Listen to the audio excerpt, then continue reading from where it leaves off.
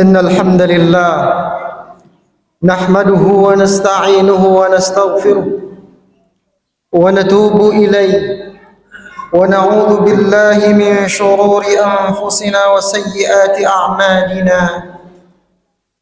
من يهده الله فلا مضل له ومن يضلله فلا هادي له. أشهد أن لا إله إلا الله وحده لا شريك له وأشهد أن سيدنا محمدا عبده ورسوله. اللهم صل على سيدنا محمد وعلى آله وصحبه أجمعين. قال الله تعالى في كتابه الكريم: أعوذ بالله من الشيطان الرجيم. يا أيها الذين آمنوا اتقوا الله حق تقاته ولا تموتن إلا وأنتم مسلمون.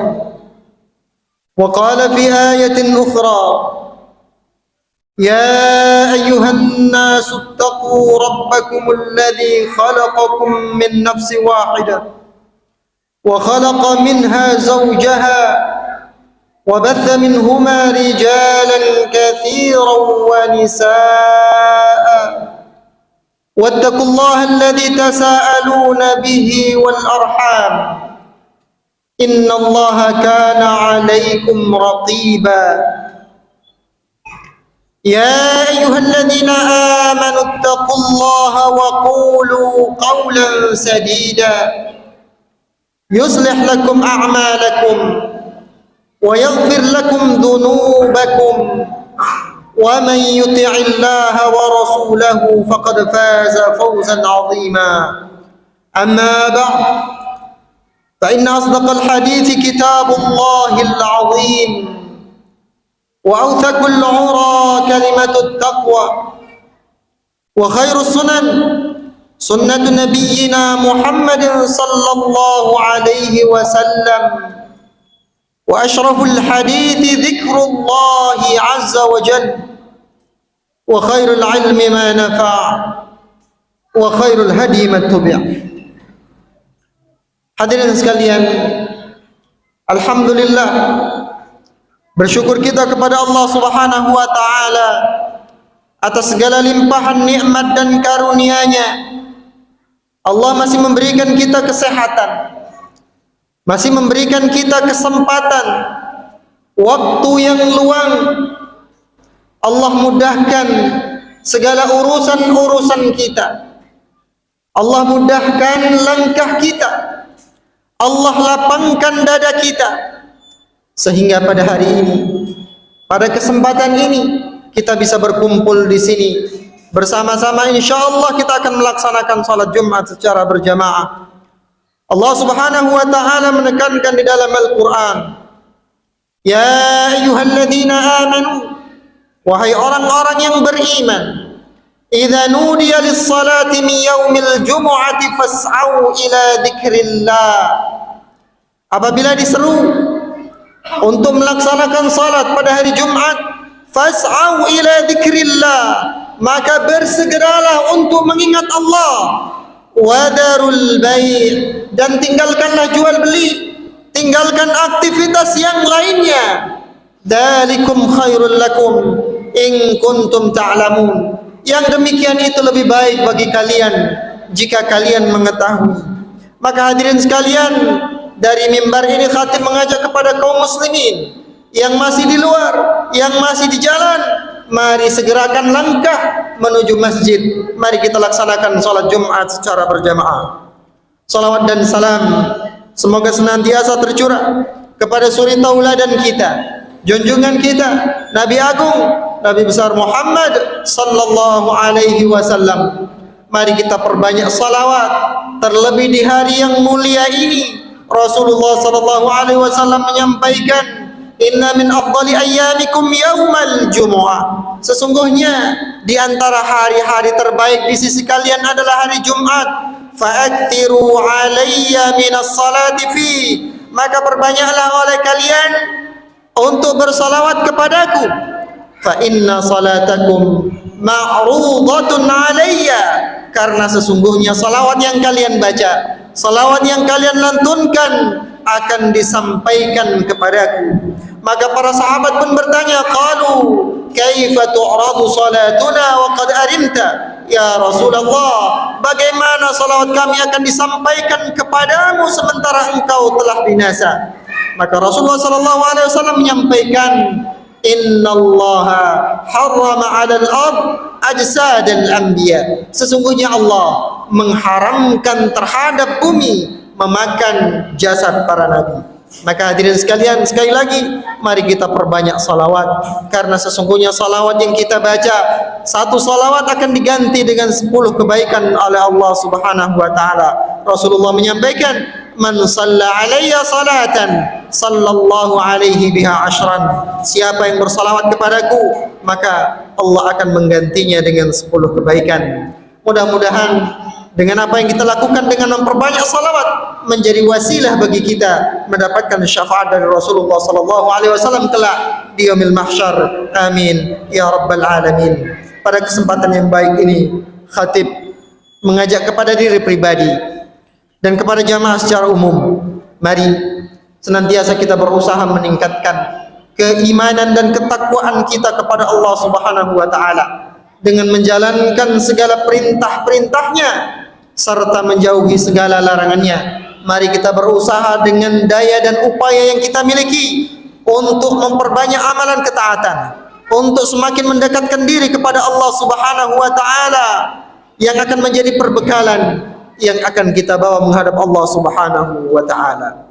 Hadirin yang dirahmati oleh Allah sekalian, Allah Subhanahu wa taala menyebutkan di dalam Al-Qur'an, di dalam surat Yasin ayat ke-12, wa naktubu ma qaddamu wa atharuhum, dan kami mencatat apa-apa yang telah mereka kerjakan, wa atharuhum, dan apa-apa bekas-bekas yang mereka tinggalkan. Maka dari ayat ini kita bisa mengetahui bahwa Allah Subhanahu wa taala mencatat segala amal perbuatan yang kita kerjakan. Tidak akan terlewat satu amalan pun dari mata Allah. Apa yang kita kerjakan dari kebaikan-kebaikan akan menjadi catatan-catatan, timbangan pemberat yang akan kita bawa menghadap kepada Allah Subhanahu wa taala.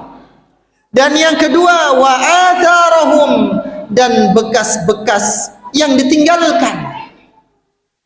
Kebaikan-kebaikan, manfaat-manfaat yang kita tinggalkan, maka sesungguhnya kebaikan dan manfaat itu akan terus mengalirkan pahala jariah kepada kita. Hadirin yang dirahmati Allah sekalian, Rasulullah sallallahu alaihi wasallam menyampaikan di dalam hadisnya, sab'un yajri lil 'abdi ajruhunna ba'dal mauti wa huwa fi qabri, bahwa ada 7 amalan yang pahalanya akan terus mengalir kepada seorang hamba setelah kematiannya dan ia telah berada di kuburnya. Yang pertama adalah man 'allama ilman.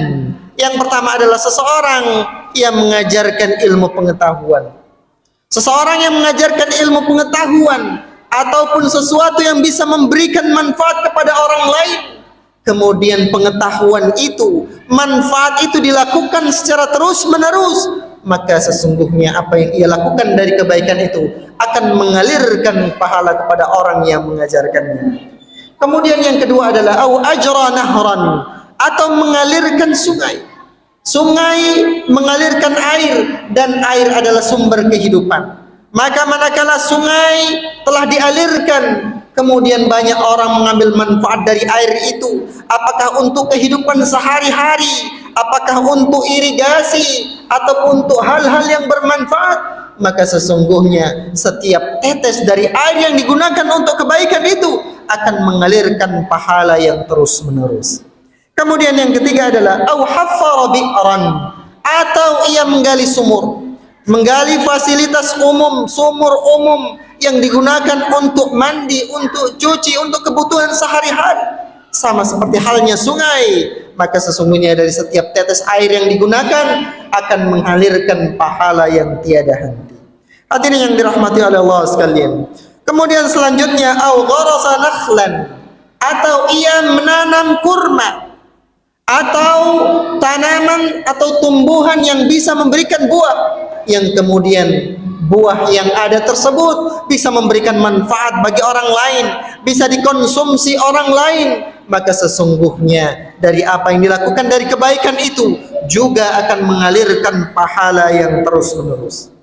Selanjutnya au bana masjidan, atau membangun masjid.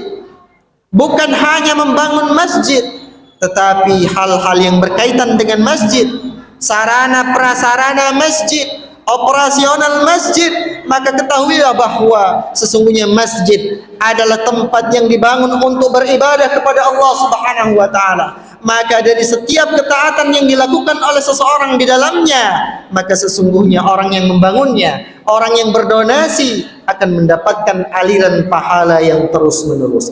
Hadirin yang dirahmati oleh Allah sekalian.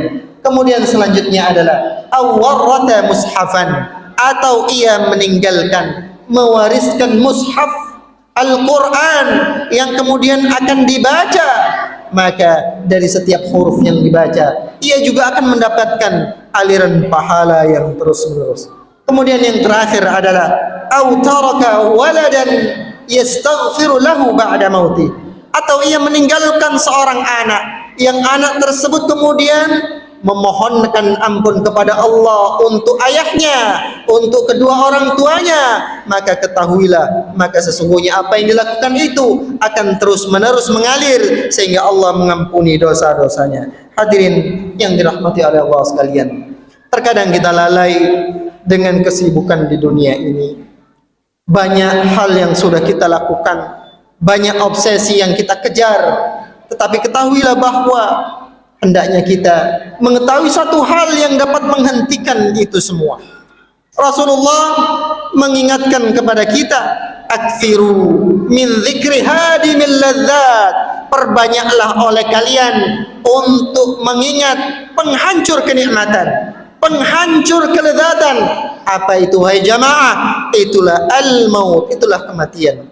Maka manakala kita mengingat kematian, maka sesungguhnya yang kita lakukan selama ini akan menjadi sesuatu yang bermanfaat, menjadi sesuatu yang memiliki makna, karena kita mempersiapkan diri kita dengan perbekalan-perbekalan kebaikan-kebaikan yang akan kita bawa menghadap Allah Subhanahu wa taala. Ada satu ungkapan yang sangat bermakna yang disebutkan oleh seseorang ulama. Ia menyampaikan, al-a'malu la tantahi bintihai mawasimiha, bahwa amal-amal ibadah yang kita lakukan tidak akan berhenti dengan berhentinya musim-musimnya. Kita melalui banyak hal, melalui bulan-bulan tertentu, musim-musim tertentu. Musim Ramadan telah berlalu, kemudian Zulhijjah dan seterusnya. Tetapi dengan demikian itu tidak menunjukkan dengan berakhirnya amalan-amalan yang kita kerjakan. Amalan hendaknya konsisten sebagaimana kita menjaga keimanan dan ketakwaan kepada Allah Subhanahu wa taala. Wa innama tantahil a'mal bintihail ajal. Akan tetapi amalan itu akan berhenti seiring dengan berhentinya usia kita.